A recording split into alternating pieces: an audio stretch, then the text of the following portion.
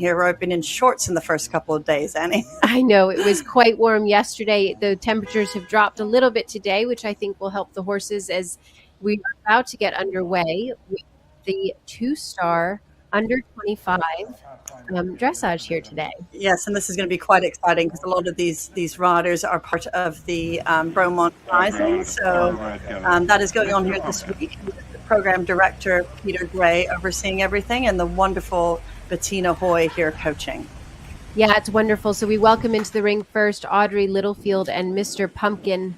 He's a 12-year-old thoroughbred gelding, and he looks very clean. His groom must have been working very hard this morning. For sure he does. And he also looks very fit, which is important. When we talk about it time and time again, when you bring horses here to Bromont, the terrain is a factor. It's a serious cross-country course. So you do need to arrive with a horse that's properly fit for the competition. And this horse certainly looks that. He does, and the courses look fabulous out here. I think there's going to be a lot for these guys to do this weekend, but have to get through this first phase today. Yes. And she was straight on the center line there, just a tiny bit of resistance moving over there in that first leg yield where he just popped his right shoulder a tiny bit, but not bad. She's riding quite accurately, and as I said, these riders, if you're unfamiliar with Bromont Rising, it is such a wonderful and exciting program meant to help develop the up-and-coming riders of our sport.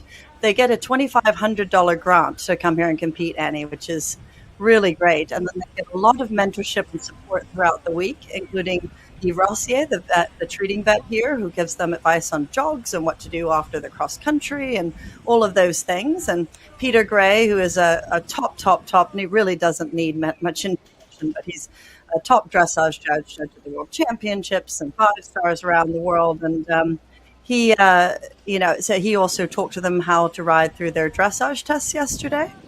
And then Bettina, of course, has been taught them all individual dressage lessons yesterday, Annie. What a treat. Yeah. I mean,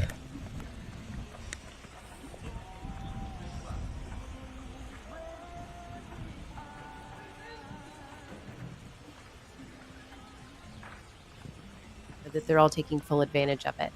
Absolutely. And you know what? She's having a really lovely test here so far.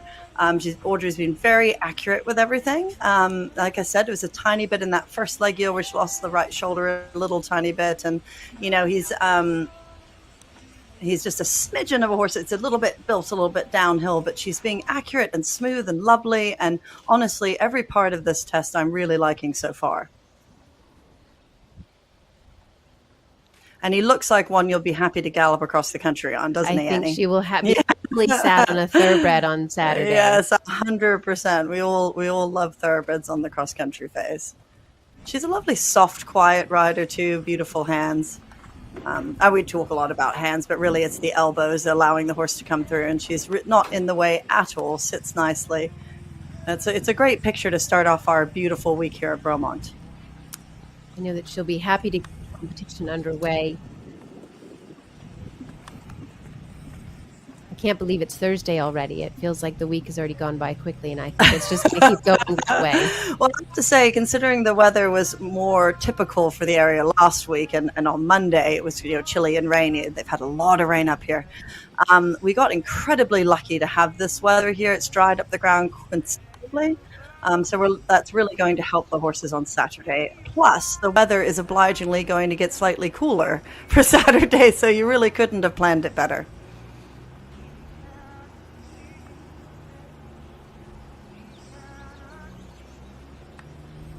Well, I think she's going to be delighted with this test. They really have not put a, knock on wood, I don't want to jinx her, have not put a foot wrong so far. It's a little tiny bit. The only thing I'm a little bit worried about that I was noticing a bit earlier as well. I just stood back into that hole, but that's okay. He's a bit fussy with his mouth and his tongue, and so that's the only thing. And unfortunately, just did that there right in front of the judge. At sea, it's a bit of a tricky thing, and it's a tiny bit of nerves and tension, and that's showing through. And I know you've probably had horses like this too, Annie, and it's just trying to figure out exactly what the right thing is to do for this. And we have new FEI rules in place, which are good rules. Everybody likes them, but with the fitting of the nosebands. And so that's a bit of an adjustment too, trying to figure out what types of nosebands, how we're going to do this, what we have to change in our program, because sometimes maybe, obviously it wouldn't have been too tight, but maybe she would have had that cavesson slightly tighter before the new rules that were implemented in May of this year. Yeah, it must be so difficult as you go into a season to sort of start to adjust things. But again, as you say, it's just sort of finding what's going to be the best within the new rules. Absolutely. And all of these are with horse welfare in mind, and it's just an adjustment. And sometimes it takes a year to figure it out and go to these competitions. Nothing beats ring time, as we well know. Well, I still think she's going to be happy with that. I love the little leg crossing thing into the hold. Well done. Big pats for Mr. Pumpkin there from Audrey Littlefield. Look forward to seeing them out on cross country on Saturday. Their best score to date has been a 32.7, so she'll be looking to go a bit better than that, hopefully.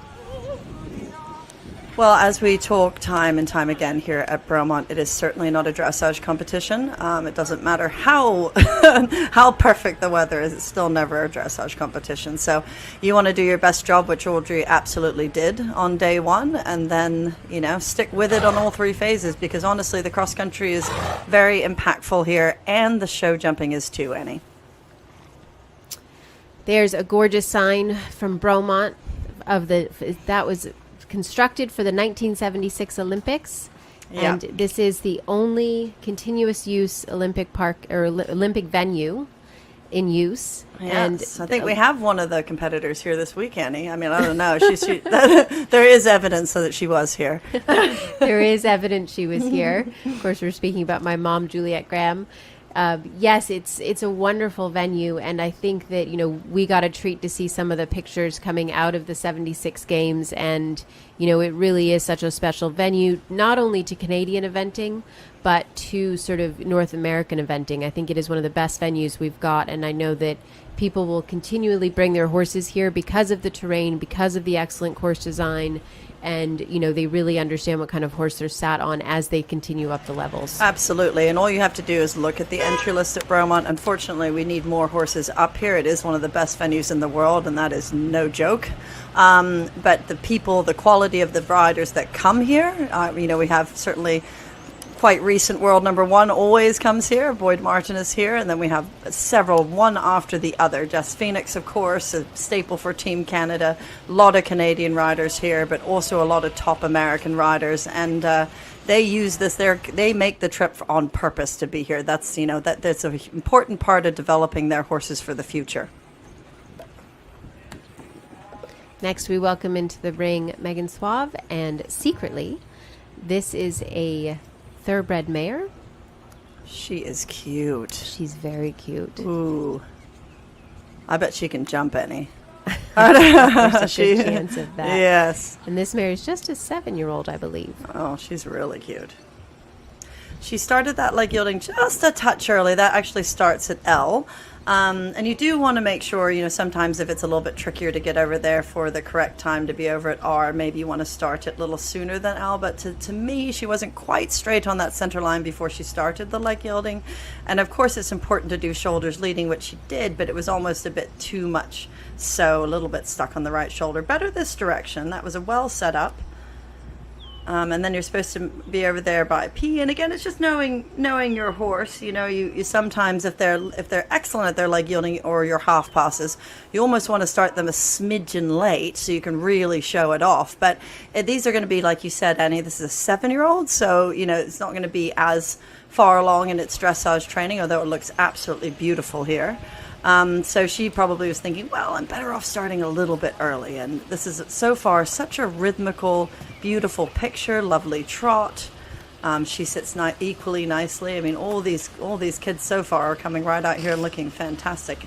That was well ridden there. I imagine there might have been some discussion with Peter and Bettina about how to make that turn, because the Serpentine actually stops at I, and then you turn at S. So it's a very easy way, the riding these tests and just making these simple little things accurate it just makes you look that much more professional and ekes out. Maybe it's only a half a point a mark, but I'll tell you, at the end of the day, that's a big thing. Well, and isn't that so much of riding a test, right? Is sort of knowing those places where you can maximize or minimize the sort of errors, and sort of making sure that you're riding a clean test, and also knowing your horse well enough as to know, as you were saying, where you maybe need to fib a little bit on sort of where the movement is. Yes, 100%. And so far, I think she's going to be delighted with this test. As I said, I think she sits beautifully. This is a lovely stamp of a horse. Doesn't have quite as much sit actually, but as it will develop there. She's being brave in that medium canter. I remember so many people telling me that one of the easiest places to get a 9 is in the medium canter in your dressage test. But she could maybe bring it back a smidgen more on that downward transition and just have a hair more collection there to show that off. But that's probably going to be another year away, and that's fine. That's just the time it takes, and she's doing a lovely job clearly producing this horse.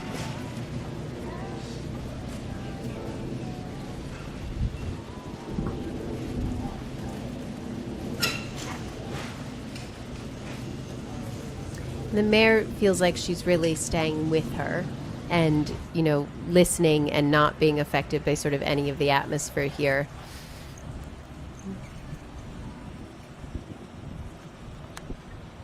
Oh, well done. Well done. She said that it's a little bit tricky. You're halting right up there by the judge, and she did stand and take a breath and didn't take a step backwards into that halt. Unfortunately, that was too many steps backwards. You saw that horse started to go and then sort of had a hesitation, and so she asked for more, and that's something you have to be careful about because they are asking for 3 to 4 steps. So really, when you start that rein back, you want to count to 3 and then put your leg back forward again so that you don't end up doing 5 or 6. But still, so far, I mean, you can see the horses, having a little look around. There's quite a lot of atmosphere in this stunning arena. We have flags there on the back of it. There's lots of banners. This is a young horse. There's cross-country fences in there. So she's having a little tiny bit of a look around, but I think she's being beautifully behaved. She is. And Sarah, how hard is it sometimes when there is a cross-country fence right next to the arena? Yeah, it's funny, it's something that can impact them quite a bit and sometimes doesn't at all. It really is so individual to the horse. But they're very kind here at Bromont with allowing a lot of time for ring familiarization. We are allowed to be in here so much the previous days, and I can't tell you how much that helps these horses. Oh, big smile there, which so you cute. love to see. I love the name too, don't you? I know. I feel like those two have some secrets, and they have a good partnership. That mare looks very happy. Well done. That was lovely to see.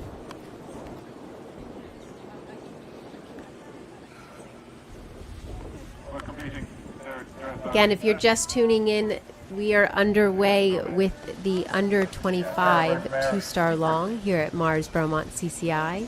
It's a gorgeous day. I'm Annie Bishop, and Sarah Kozenblick is here with me on this stunning, stunning day at this gorgeous venue.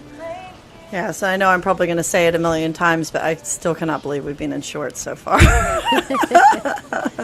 Well, it will make it better if John Holling wins, and he's going to have to streak again, so he won't be as cold. Well, I know it's not the 4-star, but I think John has sort of made a promise not to streak. I think there will be some of us egging him on. But John, famously, for those of you, he won the 4 long here a number of years ago, and I think on a dare, and went streaking by the Bromont sign, and it sort of became a thing. It became a thing. Internet famous, but. It's wonderful. We have many previous winners here this weekend. Buck Davidson's here, Boyd Martin's here, John Holling's here, Jess Phoenix, Colleen Loach. Like, we've got, we really do have a ton of sort of Ryan Wood, incredibly experienced riders who again keep coming back to Bromont because of how it sets the horses up. And Derek DeGrazia, who we'll be speaking with later today, is ahead of the course. But Derek really truly believes that this is one of those pieces of terrain and one of those courses that once you've run around, you will know what kind of horse you're sat on, and that's clearly the case as riders keep coming back year after year. 100%. And it also brings the horses up another level. So you might have a horse that, as a younger horse comes here and is a little tiny bit tired in the 3-star or the 2-star, and they come back the next year, next level up, and they actually grow as a horse because of that. So yes, you can have it kind of be, I can give you information on many levels, what sort of horse your actual caliber horse you're sitting on, and where's the appropriate events to bring that horse. But it also ups the fitness level of the horse in general, right? So as it's going forward in its career, it just gets so much stronger by being here. So we have Nicholas Shank coming in here now, who I would love to say has driven all the way from Edmonton. Is that 3,300 miles or something like that? All the way from Edmonton to be here. He is another recipient of the Bromont Rising Grant, and wrote such a beautiful letter. Saying how honored he would be to be part of this program and how much this would help his education and further his career. And I'm very, very excited to welcome him here to Bromont. It is wonderful that you get sort of really people from all over the country here.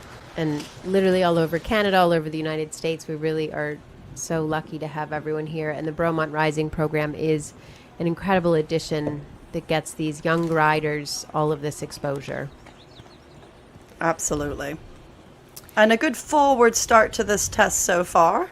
Like I said, I feel like all of these kids sit so nicely and are very soft and following with their horses, and obviously seem to have a great partnership with them and presenting a lovely picture. This horse is Dunrath Archibald. With another thoroughbred gelding. We've got a lot of thoroughbreds here this weekend so far. Yes, well, I'll tell you, nothing beats a good thoroughbred, Annie, as you and I are well aware. So it can sometimes be a little bit trickier in the first phase and sometimes a little bit trickier in the final phase. But I tell you what, when you're doing a long over something of terrain like this is exactly the model you want to be on. Oh, what a shame. I think he actually got a little bit lost there in his test, and it can be, he was supposed to canter over at H after the Serpentine. I think he just got a bit lost and went to canter at C. His 20-meter medium canter circle starts at C. But, this is all part of it. Our nerves get up, in these situations. I feel like for the first 5 years I was doing FEI, I feel like I always had one error. And it was like, it didn't matter how many times I ran through the darn test. Well, he's back on track now, so we'll see. We will see if the only thing, it's good practice sometimes to have something like that happen, because you do need to, it is going to happen. You might have the horse get a bit upset. Yeah, he's just a little rattled now from having that little problem. But just take a breath, Nicholas. It's all going to be good. And as he was going across that little loopy thing there for the counter canter, he just sat a little bit to the left, which made the horse swap its lead off. But we're back in gear now. How hard is it to get back on track when you've had an error? Yeah, it's not an easy thing, but I tell you what, Annie, like I know I said this earlier, nothing beats ring time, and the only way that you're going to get better at something like this is to practice under pressure, and the only way you get to practice under pressure is to do these competitions. So that is the first step, and one of the major mission statements of things like Bromont Rising is to get these kids this exposure at an early age, so that when we have them representing us at teams around the world, they're not gonna feel a little bit like their eyes wide open, if that makes sense. It does.